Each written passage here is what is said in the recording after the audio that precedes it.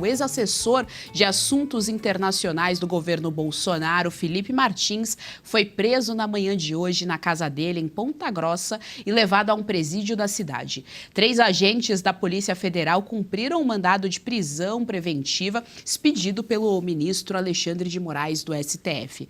Martins estava em prisão domiciliar desde o último sábado. A prisão preventiva foi decretada diante da suspeita de descumprimento de uma das medidas cautelares que proibia de acessar redes sociais. Berenice Leite, começo por você aqui a análise dessa notícia do dia 2 de janeiro, e a gente já inicia o ano com mais um abuso de poder do Alexandre de Moraes. Ele não esperou as famosas 24 horas, né, para colocar aí já as asinhas de fora também no ano de 2026. A gente precisa lembrar aqui, ele está se referindo especificamente àquele caso, Berenice Leite, do LinkedIn, né, que a própria defesa do Felipe Martins disse que era improcedente, que não havia nenhum tipo de acesso, mas Alexandre de Moraes entendeu como uma violação da medida cautelar e decretou a prisão do Felipe Martins. Agora, o absurdo, em pleno século XXI, é uma prisão porque supostamente acessou uma rede social. Realmente, os tiranos têm medo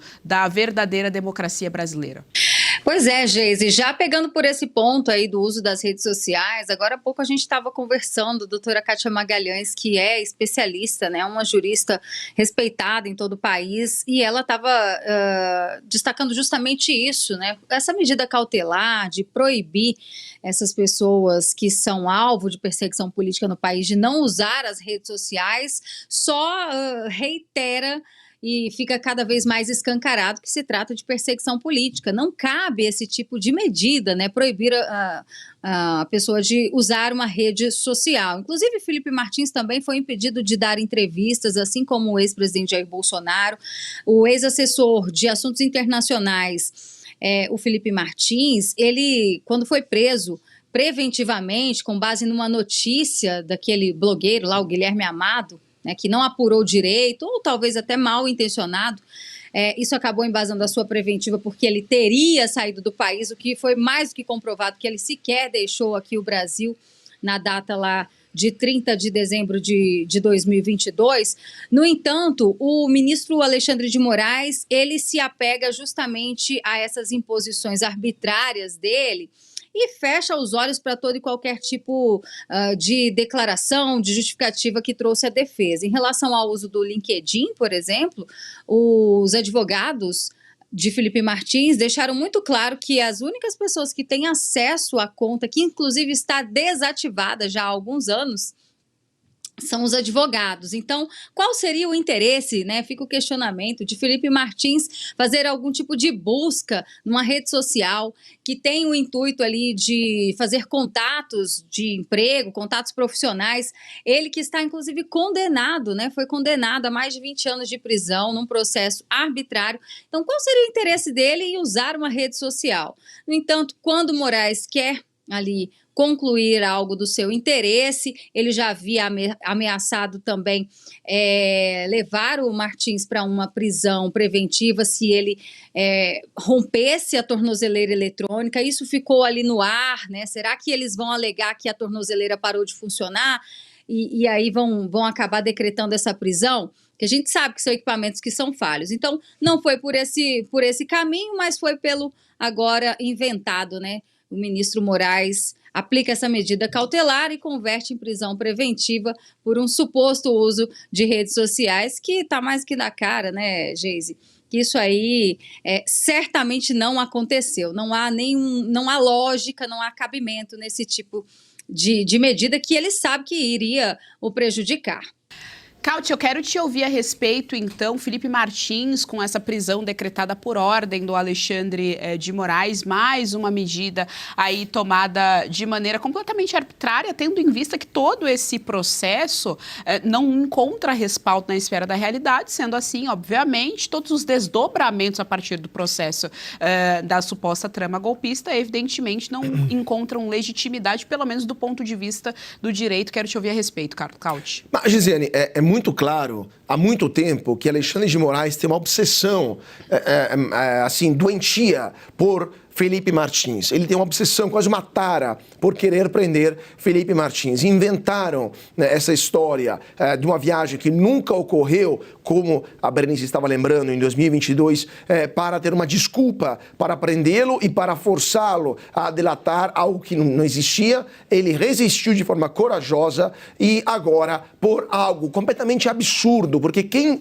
tem pelo menos 2 neurônios funcionantes no cérebro sabe perfeitamente que alguém que acaba de ser condenado a uma pena tão pesada como Felipe Martins, que não tem nenhuma perspectiva de voltar a trabalhar, muito menos de encontrar emprego no LinkedIn, vai acessar o LinkedIn de quem? De um ex-funcionário, ex-assessor do Ministério da Educação, do governo Bolsonaro, demitido pelo então ministro da Educação, porque era contrário ao grupo de Olavo de Carvalho, do qual Felipe Martins é seguidor. Que lógica tem isso? Não existe isso. Claro que é um absurdo, uma insensatez, mas era a desculpa esparrafada que Alexandre de Moraes estava procurando para dar a ordem de prisão contra Felipe Martins. Então, assim, não se sustenta um só segundo essa história, como não se sustentava um só segundo a história da falsa viagem, com inclusive falsificação de documentos que foram apresentados nos autos e ninguém até agora respondeu dessa falsificação da entrada que nunca ocorreu de Felipe Martins em território americano. E mais uma vez, então a gente está vendo a justiça no Brasil, e não só a justiça, mas também o bom senso e a lógica sendo pisoteados, atropelados pelo gabinete do ministro Alexandre de Moraes, que então agora satisfazeu essa sua obsessão com o Felipe Martins, ou seja, finalmente conseguiu mandar prender Felipe Martins, que, lembramos, é inocente e não tem nada que comprove que ele fez nada, absolutamente nada. Só terminando, Gisiane, lembramos, todo o processo do suposto golpe de Estado e principalmente a prisão de Felipe Martins são baseados numa suposta minuta do golpe que ninguém nunca viu. Não existe essa minuta do golpe, nunca foi apresentada nos processos, as pessoas foram condenadas na base de um documento que sequer foi publicado. Então é uma vergonha isso para a justiça brasileira e isso vai ficar como uma mancha indelével na história do Supremo Tribunal Federal.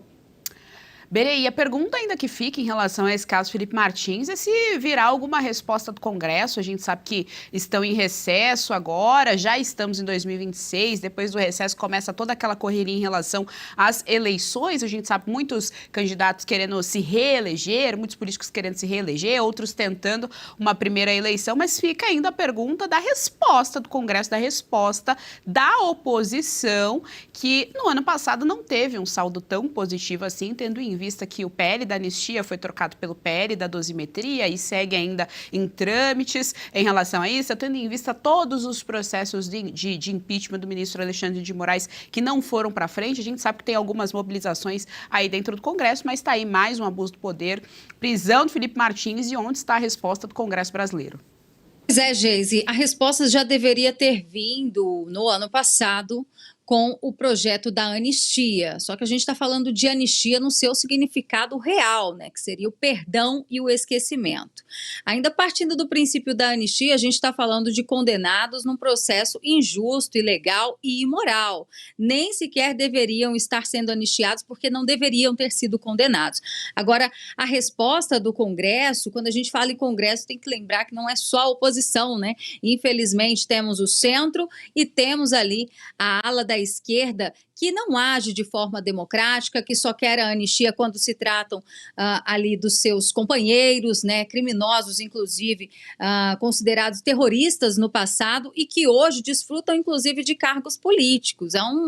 É um total absurdo isso que acontece, né, pura demagogia, esse discurso de sem anistia, e a gente sabe que a resposta poderia vir via impeachment do ministro Alexandre de Moraes. Em relação ao Felipe Martins, no ano passado, a gente mostrou aqui manifestações da oposição, pedidos de impeachment que foram protocolados contra o ministro Moraes, no entanto, que ficam na gaveta do senador Davi Alcolumbre, que também é um refém do sistema judiciário, que tem uma capivara, né, um histórico criminal e de processos que correm dentro do Supremo e, obviamente, não vai fazer esse aceno nesse momento. Então, a resposta que o Congresso poderia dar seria principalmente essa, né, destituindo ali um magistrado que não guarda a Constituição, mas com essa composição, Geise, fica difícil esperar esse tipo de resposta, de reação do Congresso, até porque a oposição hoje, né, apesar de nós termos ali na Câmara, por exemplo, um Congresso mais conservador, a gente tem também, como eu disse, divisões entre centro e esquerda, e o centrão fica navegando, e é por isso que a gente teve apenas uma dosimetria aprovada, um texto muito ruim, por sinal, viu, Geise? Legal, gostou desse corte? Estamos ao vivo de segunda a sexta-feira, das 10 ao meio-dia, no YouTube da Revista Oeste. Eu, Marina Helena, Adriana Reide e Paula Camacho analisamos as principais notícias do dia. E siga as nossas redes sociais, @oestcom.elas.